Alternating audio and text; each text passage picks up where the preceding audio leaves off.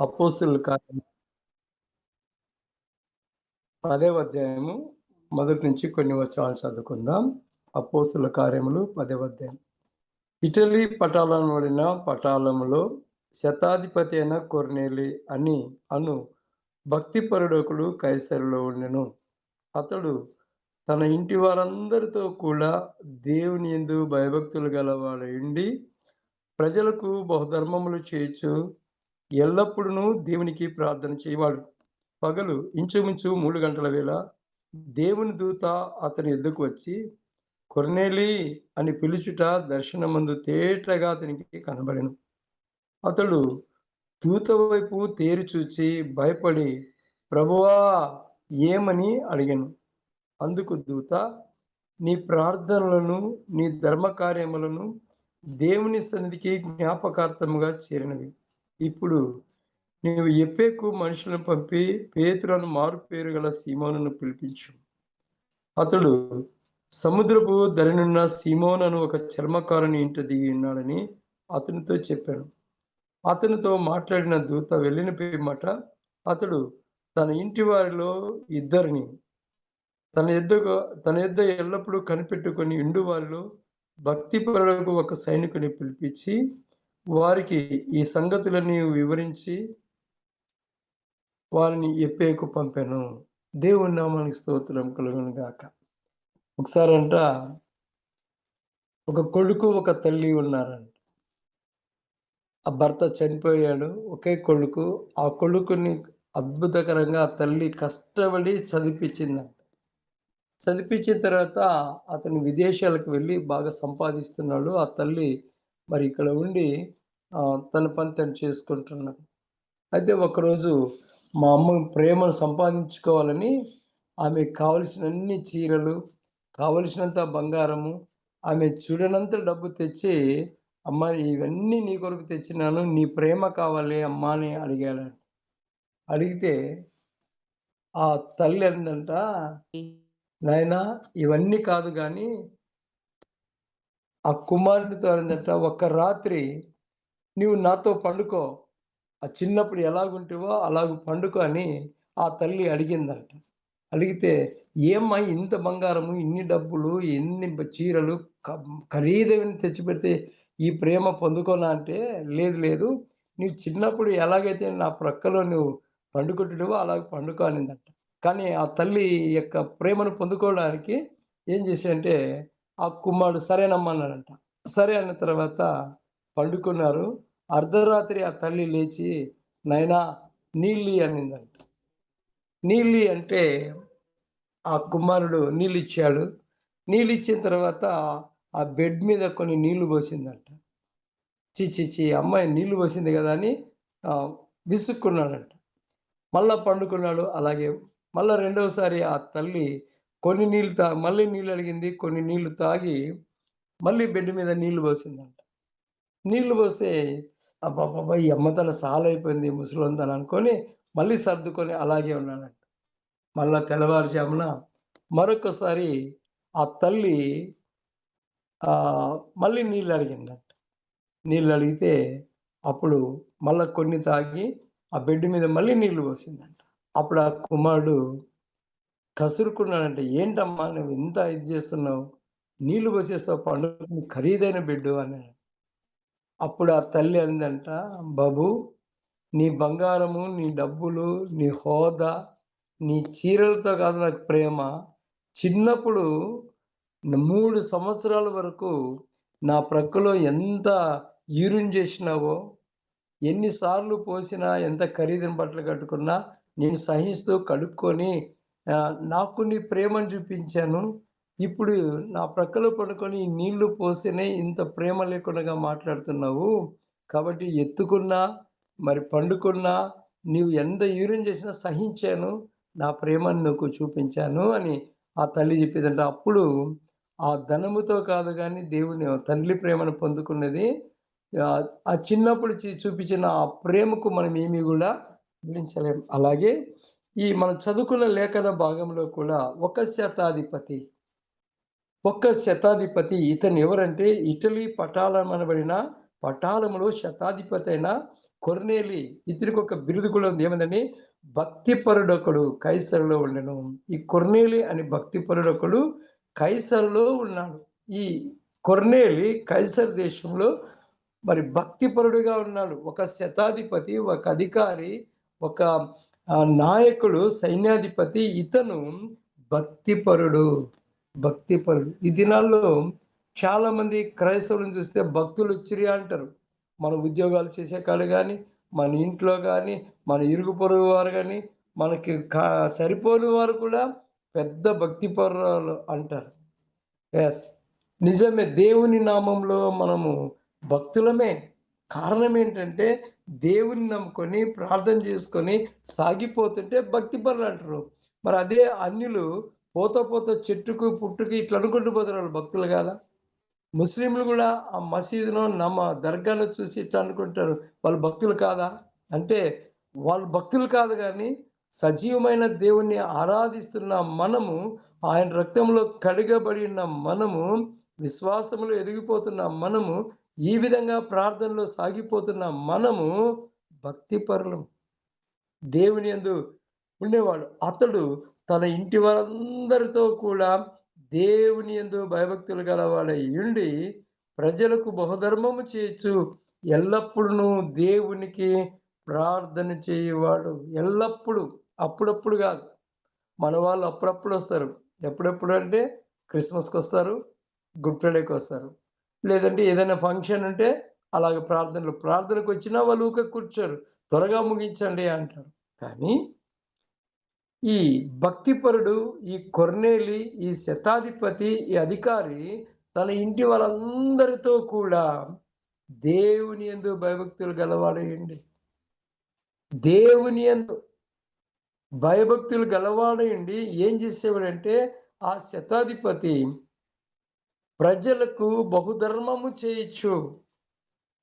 ఈ మాట నాకు జ్ఞాపకం వస్తుంది. నేను వైఎస్ రాజశేఖర రెడ్డి గారు ఉన్నప్పుడు చదివింది ఏమంటే, అతని ఉదయమంతా గూడా ఒకవేళ రాష్ట్రం పనులు చేసుకుంటూ ఉన్నాడనమాట.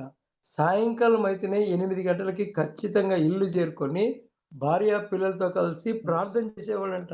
ప్రార్థన చేసుకున్న తర్వాత మళ్ళీ వెళ్ళిపోయేవాడంట. కాబట్టి ఆ ప్రార్థన పరుడు ఈ ఈ అనేకమైన గొప్ప కార్యాలు చేయడం బట్టి అతను మరి అనేక మంది హృదయాల్లో నాటుకొని పోయాడు. కాబట్టి మనము దేవుని యందు భయభక్తులు గలవారమైండి ఫస్ట్ మన ఇంటి నుంచే ప్రారంభం కావాల ప్రార్థన. చాలామంది ఇంట్లో ప్రార్థన ఉండదు కానీ బయట మాత్రము చాలా బోధలు చేస్తూ ఉంటారు. ఇంట్లో పిల్లలకి ప్రార్థన నేర్పియరు గానీ, బోధలు మాత్రం నంబర్ 1గా చేస్తారు. కారణం ఏంటి అంటే, మనలో భక్తి లేదు. ఈ శతాధిపతి అంత పెద్ద అధికారినైనా ఆయన తన ఇంటి వారందరితో కూడా, ఇది కుటుంబ ప్రార్థన అనొచ్చు. ఇది కుటుంబంతో కలిసి దేవుణ్ణి ఆరాధించే కుటుంబం కావచ్చు. అంతేకాదు దేవుని యందు భయభక్తులు గలవాడయుండి, ప్రజలకు బహుధర్మం చేయొచ్చు. ఎల్లప్పుడూ ఏ పని చేయాలన్నా, ఒక నాయకత్వం వహించాలన్నా, ఒక కార్యాన్ని చేయాలన్నా ఏముండాలంటే మన జీవితంలో ప్రార్థన. ప్రార్థన. ప్రార్థనకు సాధ్యమైంది ఏమీ గూడా లేదు. అందుకే మనం ఈ ప్రాతः కాలంలో మన ఎంబీ ఆస్తుల రక్షణ కొరకు పెద్దలు ప్రయాణాలు వెళ్తూ ఉన్నప్పుడు, ఐకమత్యం చేయాలని సాగిపోతున్నప్పుడు, మన పౌలన్న గారు చెప్తాడు ప్రార్థన చేయండి. ప్రార్థన చేయండి. ఈరోజు మేము పలానా కార్యక్రమంకి వెళ్తున్నాం. ప్రార్థన. ప్రార్థన మన ముందుంటే దేనినైనా మనము జయించగలం. ప్రార్థన మన ముందుంటే కనురెప్పపాట్లొచ్చే అపాయాలను గూడా తప్పిస్తది. ప్రార్థన మన ముందుంటే ప్రతి అవసరతను గూడా తీరుస్తది. మన దగ్గర ఏమీ లేకపోయినా పర్వాలేదు ప్రార్థన. ఒకసారి డిఎల్ మూడీ గారు ఒక మంచి ఆశ్రమం నడిపిస్తున్నారంట. నడిపిస్తూ ఉంటే ఆ ఆశ్రమంలో చాలామంది ఉన్నారంట. ఒక్కరోజు తిండి అంతా అయిపోయిందంట. అయిపోతే అక్కడున్న పనివారు అంటారు, "అయ్యగారు మధ్యాహ్నం అయితుంది భోజనానికి ఏమీ లేదు" అనంటే, "సరేలే" అన్నాడంట. 11 అయితుంది సరేలే అన్నాడంట. 12 అయింది సరేలే అన్నారంట. ఆ హాస్టల్‌లో ఉండే వారందరూ కూడా ఆకలికి అంటే సరే కరెక్ట్‌గా 1 గంటకి మీరందరూ ప్లేట్లు పెట్టుకొని కూర్చోండి అన్నారంట. ప్రార్థన చేస్తున్నారు. ఈ దైవజనులు ప్రార్థన చేస్తున్నారు. ప్లేట్లు పెట్టుకొని కూర్చోనంటే లోపల ఏమీ లేదు. ప్లేట్లు పెట్టుకోమని కూర్చుంటాడు కదని ఆ నమ్మకం లేని వాళ్ళు విసుక్కుంటున్నారంట. ఎప్పుడైతే ఆయన ఆమేన్ అని అలాగా బయటకొచ్చాడో లేదో 3 లారీలతో మంచి బిర్యానీ వచ్చిందట. కారణం ప్రార్థన. ఆ సమయంలో ఆ రైట్ టైంకి దేవుడు ఆ లారీలు ఎక్కడి నుంచి వచ్చాయంటే ఒక పెద్ద ధనవంతుని కుమారుని వివాహం జరుగుతుంటే ఆ వివాహంలో ఆ ఇంట్లో ఆ ముఖ్యమైన వ్యక్తి చనిపోయినాడంట. చనిపోవడాన్ని బట్టి అక్కడ చేసిన భోజనాలన్నీ కూడా ఎవరు చేయకోకుండా వెళ్ళిపోయారు. ఈ భోజనాలన్నీ డిఎల్ మూడీ గారి హాస్టల్‌కి పంపించండి అని అధికారి చెప్తే కరెక్ట్‌గా 1 గంటకి అక్కడికి చేరుకుందంట. కారణం ప్రార్థన. మన జీవితంలో ఏది అవసరం వచ్చినా, ఏ అవసరత వచ్చినా, ఎక్కడికి వెళ్ళాలన్నా, ఏది చేయాలన్నా మనం ప్రార్థన చేసుకుంటే దేవుడు సహాయం చేసేవాడు. ఈ శతాధిపతి అధికారం కలిగిన వాడు, న్యాయకం కలిగిన వాడు ఎల్లప్పుడూ ప్రార్థన చేసేవాడు. ఎందుకు చేయాలంటే ఆయనకేం ధనం లేదా? అధికారం లేదా? ఒకడు పొమ్మంటే పోతాడు, ఒకడు రమ్మంటే వస్తాడు. అలాంటి వ్యక్తి ప్రార్థన చేస్తూ ధర్మ కార్యాలను కూడా చేసేవాడంట. ఎంత ఆశ్చర్యం! దేవుని నమ్మిన పిల్లలు మంచి పనులే చేస్తారు గానీ మేలు చేస్తారు గానీ కీడు మాత్రము అందుకే మన ఎంబీ నాయకులు విదేశాల నుంచి వచ్చి మన దేశంలోకొచ్చి ఎన్ని మంచి కార్యాలు చేశారు. ఒక హాస్టల్ పెట్టడము, ఒక స్కూల్‌లు పెట్టడము, ఒక హాస్పిటల్ పెట్టడము, దీనితో పాటు సంక్షేమ కార్యక్రమాలు చేయటము, దీనితో పాటు దేవుని సువార్తను గూడా ప్రకటించారు. మరి ఈ ఆస్తులు ఇవన్నీ ఎట్లాగొచ్చినాయంటే కేవలము ప్రార్థన, ప్రార్థన, ప్రార్థనే. కాబట్టి ఈ శతాధిపతి దేవునికి ప్రార్థన చేస్తూ ఉండేవాడు. ఇంచుమించు అతని ధర్మ కార్యాలను, అతని మంచితనాన్ని, అతని భక్తిని ప్రేమించి ఏం చేసేదంటే ఇంచుమించు 3 గంటల వేళ దేవుని దూత అతని యొద్దకు వచ్చి ఎవరొచ్చారు? అంటే ఒక సీఎం రాలే, ఒక పీఎం రాలే, ఒక అధికారి రాలే, ఒక మంచి ఐఏఎస్ ఆఫీసర్ రాలే. ఎవరొచ్చారంటే అతని భక్తిని ప్రేమించి చాలామంది మన వాళ్ళు కూడా ఏదైనా మంచి కార్యం చేస్తే పొగుడుతారు కొంతమంది. మనల్ని ప్రేమించేవాళ్ళు. ప్రేమించిన వాళ్ళు ఏమంటారంటే, "ఓహ్! భలే చేసిందిలే ఎవరిని ముంచినారో" అంటారు. కాదు, కాదు. ఈ భక్తిపరుడు తన కష్టార్జితంలో ఉన్న దాన్ని ప్రజలకు ధర్మం చేస్తూ, ప్రార్థన చేస్తూ ఉన్న దాన్ని చూసి యథార్థమైన మనస్సుతో దేవుణ్ణి ప్రార్థన చేస్తూ ఉన్న దాన్ని చూసి దేవుడు అతన్ని ప్రేమించాడు. కదా! ఎంత ప్రేమ. ఆ తల్లి 3 చిన్నప్పటి నుంచి గర్భంలో నుంచి ఆ కుమారుడు ఎంత గలీజ్ చేసినా, ఎంత అల్లరి చేసినా, ఎంతగా ఇది చేసినా తల్లి ప్రేమించింది. చివరికి కొడుకు ధనము అవన్నీ చూసి తల్లి ప్రేమను పొందుకోలేక పోయాడు. అయితే కొర్నేలి దేవుని ప్రేమను పొందుకున్నాడు. కొర్నేలి ఎంత అధికారైనా, ఎంత ధనవంతుడైనా, ఎన్ని దాన ధర్మాలు చేసినా దేవుని ప్రేమ నుంచి ఎడబాపలేదు. అందుకే పౌలు అంటాడు, క్రీస్తు ప్రేమ నుంచి మనలను ఎడబాపు వాడెవడు? క్రీస్తు ప్రేమ లోకంలో ఎవ్వరి ప్రేమ లేకున్నా పర్వాలేదు. ఎవరు ప్రేమించలేకున్నా పర్వాలేదు గానీ, క్రీస్తు ప్రేమ మనలను ఎడబాపనేరదు. కాబట్టి కొర్నేలికి దేవుని ప్రేమ వచ్చింది. పగలు ఇంచుమించు 3 గంటల సమయంలో దేవుని దూత అతని ఎదుకొచ్చి, "కొర్నేలీ" అబ్బా! ఎంత మంచి మాట. పేరు పెట్టి పిలిచింది. ఈ ప్రాతకాల సమయంలో జూమ్ కుటుంబంలో ఉన్న మనం ఎప్పుడైనా దేవుని స్వరం మన పేరు పెట్టి పిలిచినట్లు విన్నామా? మన పేరు పెట్టి మనం ఆ స్వరాన్ని విన్నామా? పాట పాడతాం. "యేసన్న స్వరమన్నా నీవెప్పుడైనా విన్నావా?" విన్నావా అంటే, "లేదు ప్రభా! నేను పండుకునేటప్పుడు సమస్యలతోనే పండుకుంటున్నాను. లేచేటప్పుడు గూడా సమస్యలతోనే లేస్తాను. ఏదో ప్రార్థన చేయాలంటే, ఓకే ప్రభా! నేను పలానా దగ్గరికి పోతున్నాను ప్రార్థన. ఆమేన్." ఇలాగుంటే మనం దేవుని స్వరాన్ని మనము వినలేం. భక్తితో, విశ్వాసంతో, నమ్మకముతో మరి ప్రార్థన చేస్తే కొర్నేలిని పిలిచిన దేవుడు ఈ ప్రాతకాలం ఈ జూమ్‌లో ఉన్న మనల్ని కూడా పిలిచి కొర్నేలి అని పిలుచుట దర్శనమందు తేటగా అతనికి కనబడెను. కొర్నేలి, కొర్నేలి ప్రాతకాల సమయంలో మన జీవితంలో మనం కూడా ఇలాంటి స్వరాన్ని వినాలంటే మన హృదయం నిండా భక్తితో నిండుకోవాలి. లోకం కాదు నిండాల్సింది. లోకమంతా నిండుకుంటే దేవుని స్వరాన్ని వినలేం. లోకంతో నిండుకుంటే దేవుని యొక్క మాటకు లోబడం. మనలో గొప్ప కార్యాలు జరగవు. పేరుకు మాత్రమే క్రైస్తవులం కదా! నేతి బీరకాయే గాని, నేతి బీరకాయలో ఏమి లేదు? ఆ! నెయ్యి లేదు. ఆ నెయ్యంతా, ఆ బీరకాయ అంతా కూడా చేదుగానే ఉంటుంది. పేరు మాత్రము నేతి బీరకాయ. క్రైస్తవులమే, దేవుని పిల్లలమే. కానీ మనలో దేవుని యొక్క ప్రేమ లేకపోతే, భక్తి లేకపోతే ఇలాంటి స్వరాన్ని వినలేం. ఈ ప్రాతకాలం ఈ వాక్యం వింటున్న మనం భక్తితో ప్రార్థన చేస్తుంటే దేవుని స్వరాన్ని ఆనాడే కాదు ఈరోజు కూడా వినగలం. యేసుప్రభు అన్నాడు, నిన్న నేడు రేపు ఏకరీతిగా ఉన్న దేవుడు. ఆయన మారని దేవుడు, మాట తప్పని దేవుడు. కొర్నేలుతో మాట్లాడిన దేవుని దూత మనతో కూడా మాట్లాడగలడు. కాబట్టి దూత అతడు దూత వైపు తేరి చూచి భయపడి, దూతను చూడడానికే భయపడ్డాడు. మరి దేవుడు ఇంకెలాగుంటాడు? ఆయన మహిమ ఎలాంటిది? కాబట్టి ఆ దూతను చూచి భయపడి, ప్రభువా ఏమని అడిగాను? ఏమైనా చేయగలవు నువ్వు కదా! ఏమని అడిగాను?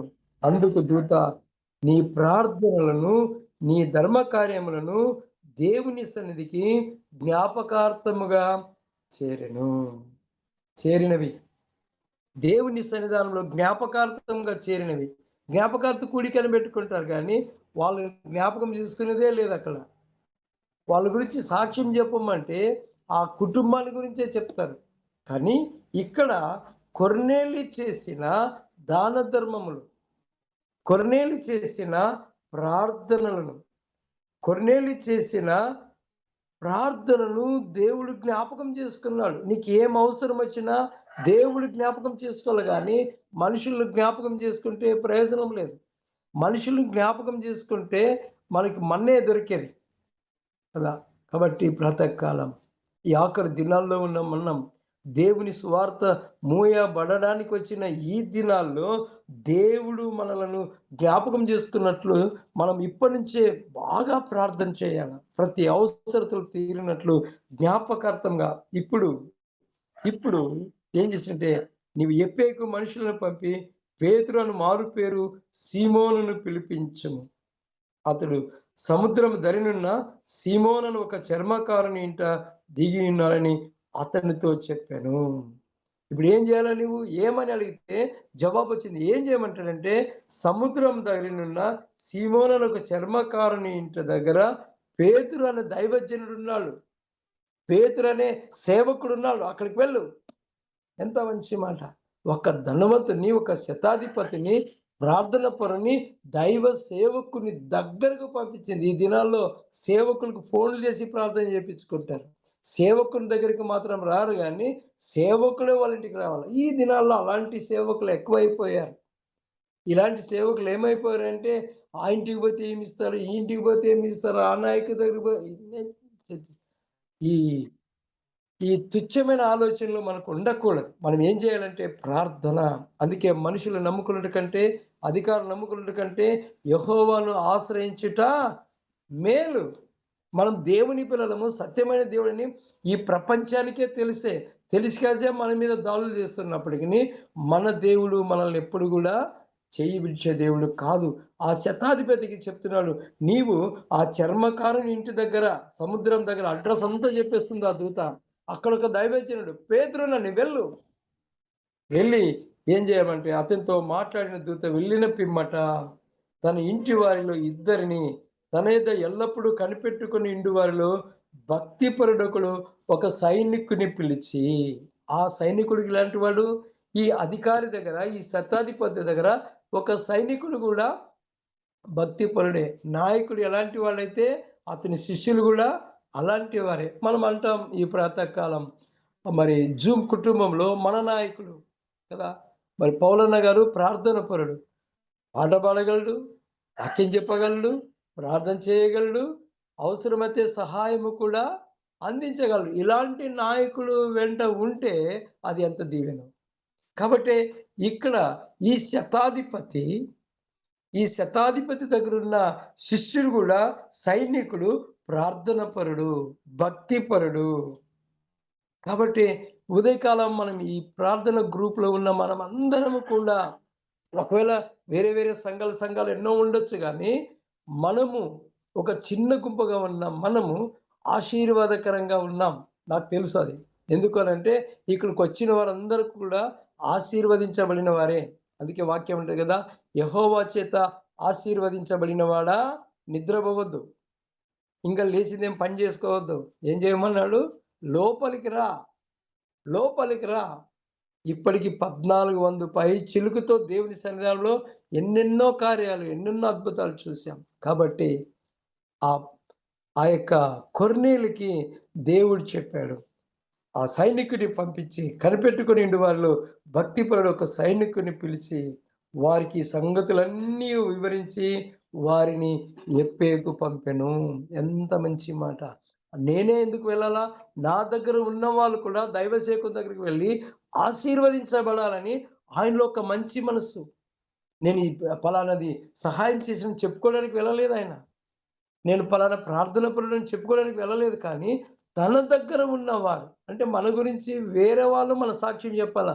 మనకై మనము సెల్ఫ్ డబ్బా కొట్టుకుంటే ప్రయోజనం లేదు. కాబట్టి మనం ఏమి చేసినా దేవుని మహిమార్థమై ఈ శతాధిపతి, ఈ కొర్నేలి, ఈ భక్తిపరుడు మరి తనకంటూ తాను చెప్పుకోలేదు కానీ, తన గురించి దైవజనుని దగ్గరికి వెళ్ళి చెప్పండి అని చెప్పి ఇద్దరు మనుషులు పంపించాడు. ఎంత మంచి మనసో! ఈ నేటి దినాల్లో కొంతమంది నాయకులు మనల్ని తీసుకొని వెళ్తారు ముందుకి. దగ్గరికి వెళ్ళాక మీరందరూ బయటుండండి. నేనొక్కడినే మాట్లాడొస్తానంటారు. అక్కడ ఏం మాట్లాడతారో ఎవరు కూడా కానీ ఈ శతాధిపతయితే తను పోకోకుండా ఇంట్లోనే ఉండి తన దగ్గర ఉన్న శిష్యులను ఇద్దరిని తీసుకొని, సైనికులు తీసుకొని వాళ్ళకి చెప్పి పంపించాడు. మీరు వెళ్లి అన్నీ చెప్పండి దైవజనునికి. ఎంత ఆశ్చర్యం! కాబట్టి ఈ ప్రాతకాలం మన జీవితంలో మనకి ఏది అవసరం వచ్చినా దేవుని దగ్గర అన్నీ చెప్పుకొని ప్రార్థన చేసుకుంటే ఎంత ఆశీర్వాదము. కొర్నేలి వలె మనం కూడా భక్తిపరులంగా, ప్రార్థన పరులంగా మరి బహుధర్మములు ఉన్న దాంట్లోనే మన దగ్గర రూ. 10 ఉంది. ఒక రూ. 2 పేదవాళ్ళకి సాయం చెయి. నా దగ్గర లేదు రూ. 10 నాకే తక్కువొస్తదంటే, ఆ రూ. 10కి ఇంకొక రూ. 10 అప్పయితావు గానీ, నీకు ఆశీర్వాదం మాత్రము ఆ రూ. 2 ఇవ్వు. ఆ రూ. 8 చుట్టూ దేవుని ఆత్మ ఉంటుంది. నీ పనులన్నీ తీరి మరో రూపాయి మిగిలిపోతది. ఇది దేవుడు చేసే పని. కాబట్టి ధర్మం అనేది చాలా అవసరం. కాబట్టి ప్రాతకాలం కొర్నేలి ధర్మం చేస్తూ, ప్రార్థన చేస్తూ, తన కుటుంబాన్ని కట్టుకుంటూ, మరి తన దగ్గర ఉన్న సైనికులను గూడా దేవుని దగ్గరికి నడిపించిన భక్తిపరుడు.